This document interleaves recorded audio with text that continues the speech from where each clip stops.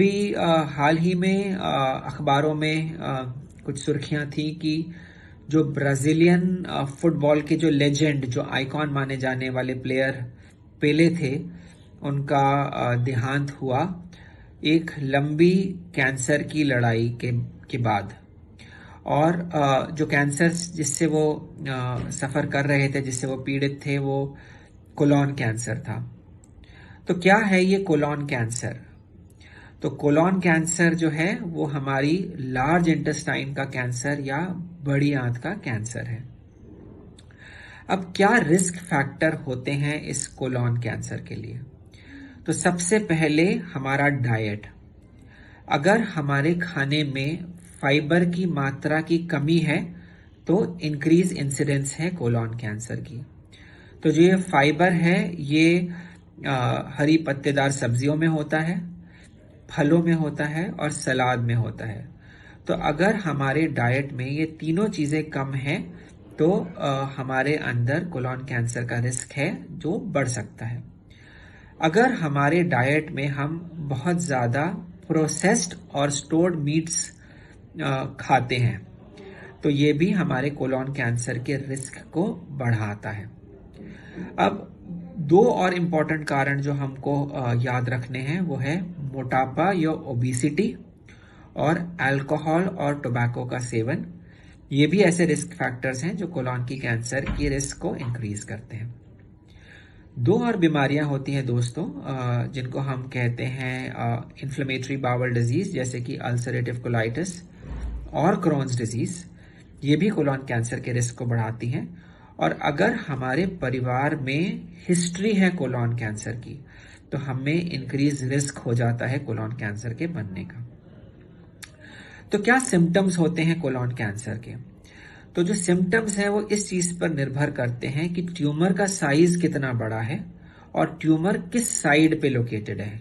क्या ट्यूमर हमारे right side of colon में है या लेफ्ट साइड ऑफ कोलोन में है?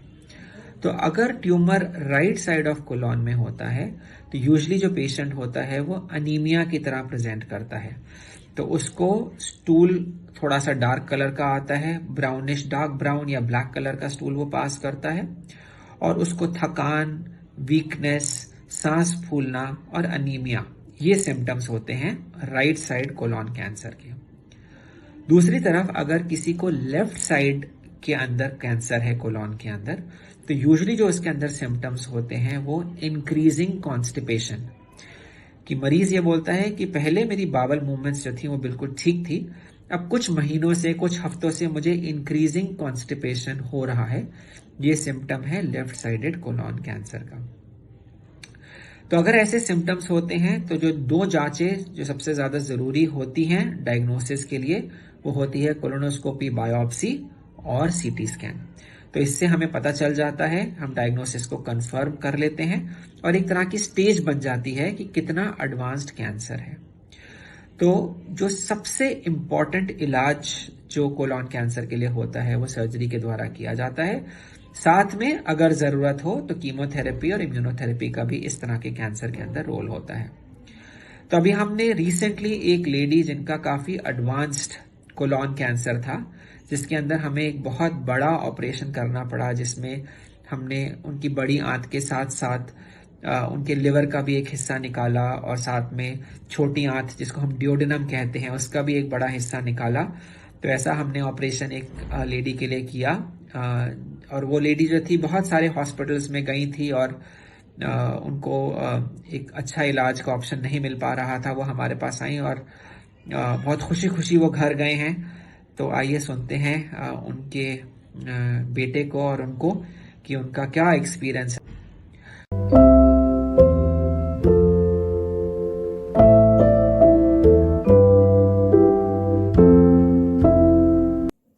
मैं कानपुर से आया हूँ। ये मेरी मदर है। इनको बड़ी आंत में ट्यूमर की प्रॉब्लम थी, जिसके कारण इनका ब्लड काफ़ी लॉस हो रहा था, जिसके कारण ये एनीमिक भी हो गई और इनका धीरे धीरे चलना फिरना या कोई भी काम करना सारा रुक चुका था। ये 2 कदम भी नहीं चल सकती थी। फिर मुझे डॉक्टर अमित जावेद के बारे में पता चला। मैंने उनके काफ़ी आर्टिकल्स पढ़े, काफ़ी मैंने वीडियोस देखे, जिससे काफ़ी इंटरनेशनल पेशेंट को जैसे उन्होंने डील किया। तो सक्सेसफुली उनकी मैंने कई स्टोरी भी पढ़ी थी, जिसके बाद मैं सीके बिरला हॉस्पिटल के बारे में मुझे पता चला, जहाँ पे वो कंसल्टेंट है। फिर मैंने उनको जब कांटेक्ट किया और सारी इनको प्रॉब्लम बताई, तो उन्होंने कहा कि नहीं, वो सक्सेसफुली इस चीज इशू को रिजॉल्व कर सकते हैं, और उन्होंने मुझे सर्जरी के लिए सजेस्ट किया। फिर मैं अपनी मम्मी को लेके यहाँ पे आया और डॉक्टर ने उनकी सर्जरी करी, और सर्जरी करने के बाद से ही मतलब मेरी मदर जो पहले एक नॉर्मल लाइफ खो चुकी थी, आज वो नॉर्मल लाइफ को वापस से पा चुकी हैं। जबकि जो सर्जरी थी वो काफी बड़ी सर्जरी हुई, और उसके बाद भी इन्होंने जो रिकवर किया है, बहुत कम समय में इन्होंने बहुत जल्दी रिकवर कर लिया। और आज मैं खुशी खुशी मैं अपनी मदर के साथ मैं अपने घर जा रहा हूँ। और डॉक्टर अमित जावेद के लिए तो मैं इतना ही कहूंगा कि जितनी बड़ी उनकी पर्सनालिटी है, लेकिन उतने ही वो डाउन टू अर्थ पर्सन है। क्योंकि जब आप उनसे बात करेंगे, डिस्कस करेंगे, तो आपको लगता ही नहीं है कि वो इस तरह से इतने बड़े डॉक्टर होने के बाद भी और आपको पूरा एक तरह का कंफर्ट और पूरा सपोर्ट करते हैं। तो मैं तो यही कहूंगा, अगर किसी को भी जीआई से संबंधित अगर कोई प्रॉब्लम है, तो डॉक्टर अमित जावेद से अच्छा कोई हो नहीं सकते। क्योंकि जिस तरह से मैं अपनी मदर को लेकर परेशान था, आज पूरी समस्या को उन्होंने खत्म कर दिया, और मेरी मदर आज खा रही हैं, पी रही हैं, चल रही हैं, फिर रही हैं, बिल्कुल कोई अब उनके अंदर कोई प्रॉब्लम नहीं है, वो बहुत खुश है। तो मैं तो यही कहूंगा कि डॉक्टर अमित जावेद से बढ़िया मुझे कोई अभी तक नहीं मिला जो इस प्रॉब्लम को सॉल्व कर सकता था, लेकिन उन्होंने इस चीज को पूरी तरह से खत्म कर दिया, और मैं आज घर जा रहा हूँ उनकी मदद के लिए। तो प्रतिमा जी, पहले आपकी सर्जरी हुई एंड अब सर्जरी होने के बाद आप कैसा महसूस करें? सर्जरी से पहले आप क्या सोच रहे थे, एंड अभी जब आपकी इतनी बड़ी सर्जरी हो गई जिसमें आपका लिवर रिसेक्शन भी हुआ? सर्जरी से पहले चलना फिरना सब बंद हो गए थे, भूख फूक सब बंद हो गए थे, बिल्कुल मतलब कुछ मतलब जिम भी चलाते थे, भूख नहीं लगते थे, 2-4 बार दिन में मतलब फ्रेश होने के लिए मतलब लेटरिन निकले जाते थे। आज सर्जरी हो गए तो इतना जल्दी अच्छा हो गया, सब चीज खा पी रहे हैं, अब बढ़िया से हम चल फिर रहे हैं। लास्ट में बस मैं यही कहूंगा, डॉक्टर अमित जावेद और उनकी टीम को बहुत बड़ा थैंक्स, उन्होंने मेरी मदर की लाइफ को वापस ला दिया। और मैं उन सबको रिकमेंड करूंगा कि जो भी इस प्रॉब्लम से आज वो जूझ रहे हैं, वो जरूर एक बार सर को कंसल्ट करें, और अपनी लाइफ को आगे बहुत ही खुशी और सक्सेसफुली लाइफ को आगे कंटिन्यू कर सकें। So big thanks to doctor Amit Javed sir.